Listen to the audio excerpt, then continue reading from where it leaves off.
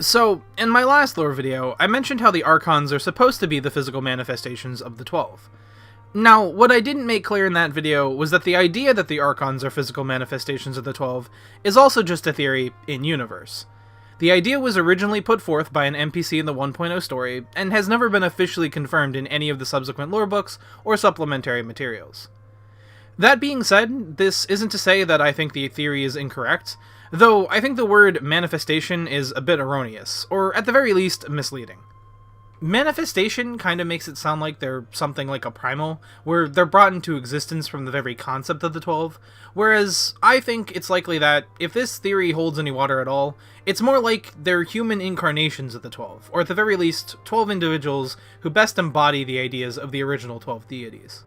I should also make it clear that the current Archons are not the source of this in-universe theory, and that the title of Archon has been around since long before Louisoix started the organization that I talked about in my previous video, the Circle of Knowing.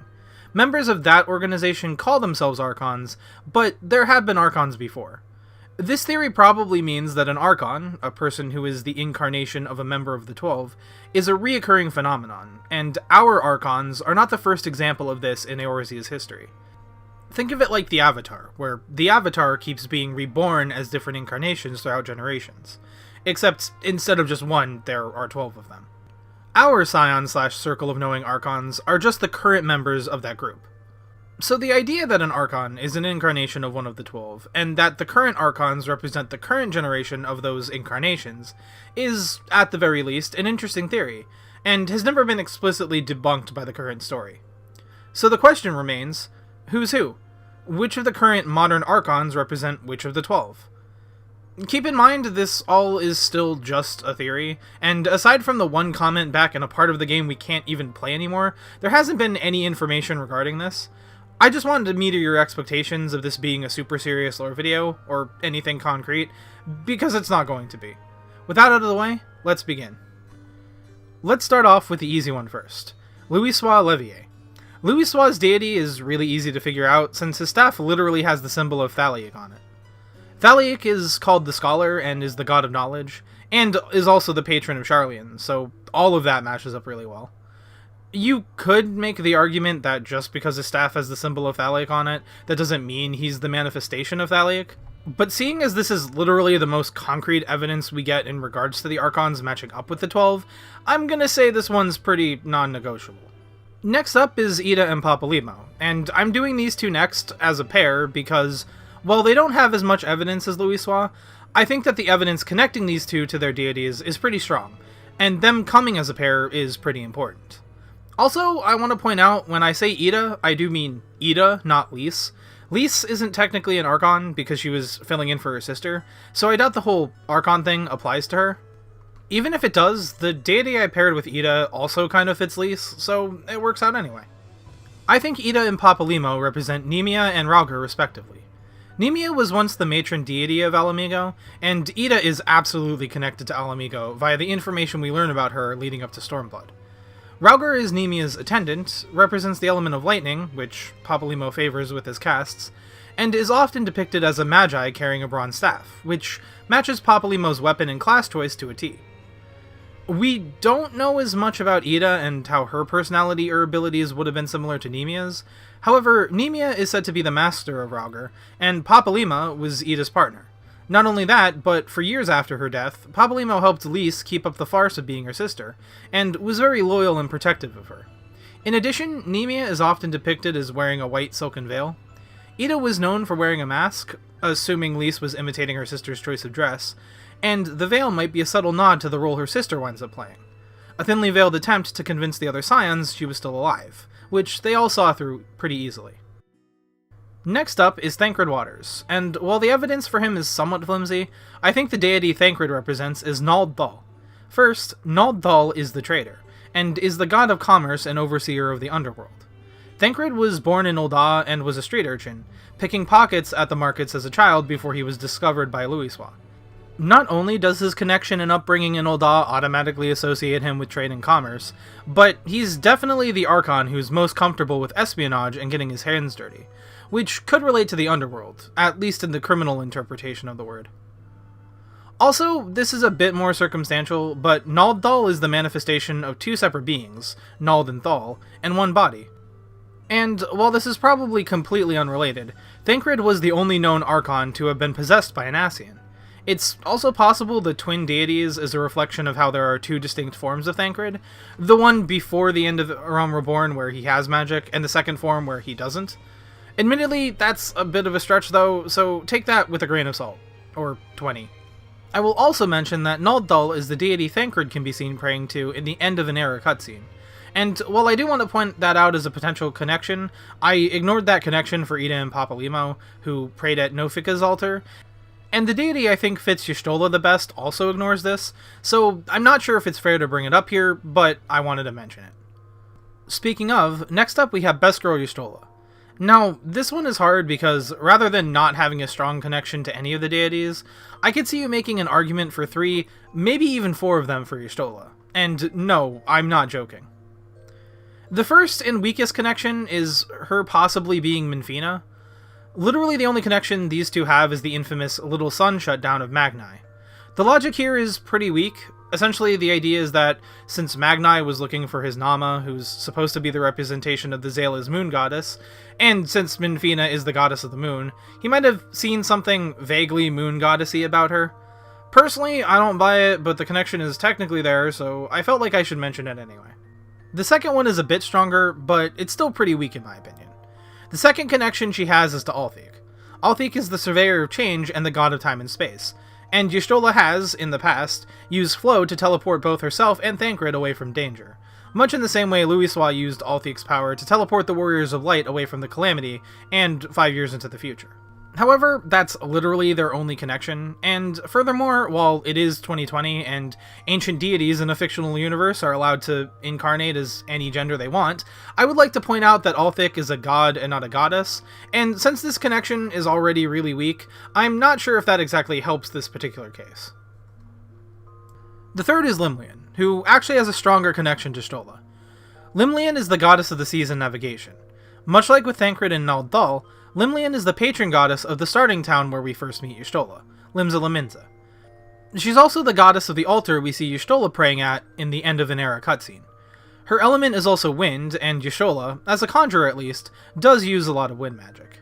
Even her spell Flow produces a significant gust of wind, and you could argue it relates to navigation since it's a teleportation spell that uses the lifestream. However, unlike with Thancred, Y'shtola doesn't have childhood ties to Limsa Lominsa, at least as far as we know, and she's not really associated much with the sea either. The final deity is Azema, which I personally feel Y'shtola has the strongest connection to. Azema is the goddess of inquiry and the sun. She commands the element of fire, and since Y'shtola is effectively a black mage now, the connection there is pretty obvious.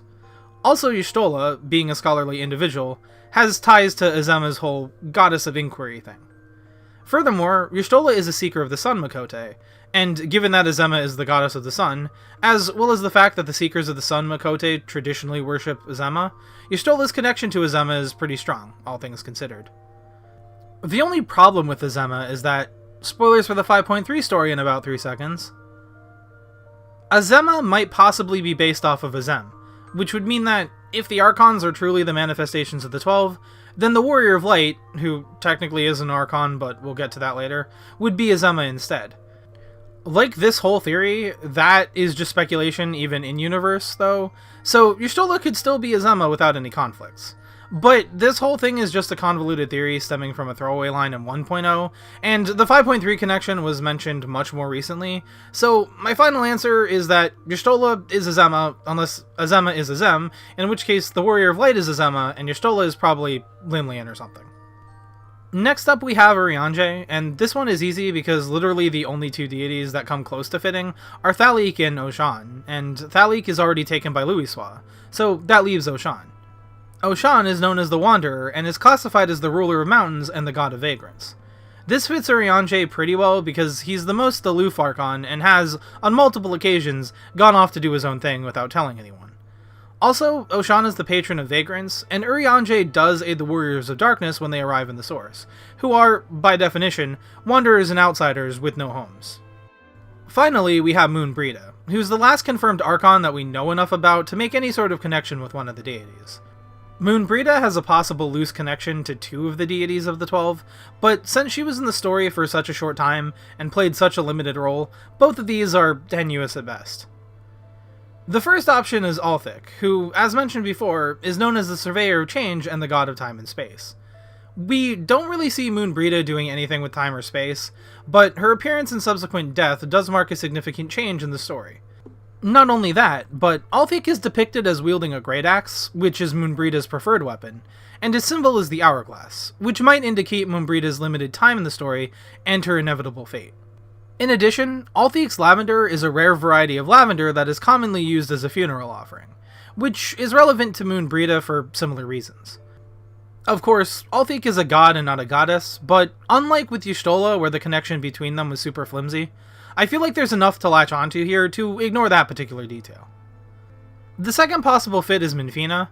This one is kind of a bit on the nose because, as mentioned earlier, Menphina is the goddess of the moon, and Moenbryda's name literally means moon bride. Menphina is also the goddess of love, and Moenbryda is easily the most outwardly emotional and affectionate of all the Archons. Furthermore, if you also take into account my theory that Urianger represents Oschon, then Moenbryda representing Menphina has an even deeper meaning, because Oschon and Menphina are lovers, and the game makes it pretty clear that there was definitely something between Urianger and Moenbryda. Personally, I think this one is a little more likely, but once again, there's enough connections between Moenbryda and Althic, and our information is limited on both Moenbryda and all of the deities, so I can't really say one way or another. So, for a final list, we have Louisoix as Thal, Yda as Nemia, Papalymo as Rauger, Thancred as Naldal, Y'shtola as Azema or Limlian, Urianger as Oschon, and Moenbryda as Menphina or Althic. Before I end the video, I did want to mention some other characters who, while not officially Archons, have a pretty clear connection between themselves and one of the 12. As I mentioned before, the term Archon was around long before Louisoix started using it for the Circle of Knowing, so being a member of the Circle of Knowing might not even be a requirement for being an Archon in the sense that the person in question is an incarnation of one of the 12. Ultimately though, these are really just connections I noticed while doing research on the 12, so while this entire video is just pure conjecture, what I'm about to say is even less based in the in-game lore. The first is Yda and Halone. This one's pretty simple. Not only is Halone a goddess of ice and the patron deity of Ishgard, but she's also the goddess of war, and Yda does wreak a lot of havoc on Ishgard during her campaign as Lady Iceheart. Halone is described as being a relentless warrior holding a bronze great shield, which does invoke the image of a person willing to fight fiercely to protect something important to them, and ultimately Yda was trying to end the Dragonsong War in her efforts. The second is Godbert and Beirogot. Beirogot is the builder, the patron of architecture and industry, as well as the god of the arts. Godbert not only is one of the wealthiest individuals in Ul'dah, a city-state known for its industry, but Beirogot's symbol is a hammer, and his element is lightning. Godbert, as a goldsmith, has a hammer as his main weapon, and anytime Godbert's doing something ridiculous, he usually has lightning effects around him. The final connection I wanted to make was between our boy G'raha Tia and Oschon. I know I already gave Oschon to Urianger, and I do think that connection is solid, but I just couldn't ignore the ridiculous amount of connections you can make between G'raha and Oschon. As mentioned earlier, Oschon is the Wanderer, the ruler of mountains and god of vagrants. G'raha Tia could also be considered a wanderer, as he traveled from the source to the first via the Crystal Tower, and eventually travels back in the form of his memory crystal. Not only that, but G'raha could be considered a ruler of mountains, if one loosely stretches the definition of mountain to include the Crystal Tower. It's a bit of a stretch, but they're both tall, and technically the Crystal Tower is made from crystal, which is a type of rock, so you could make the argument. But the similarities don't end there. Oschon is typically described as a carefree ranger wielding a bow of yew. And when we first meet our boy G'raha, his main weapon is a bow. On top of that, Oschon's symbol is a walking stick. And what does G'raha carry around with him as the Crystal Exarch? His cane is basically a walking stick, and he even uses it as one at times.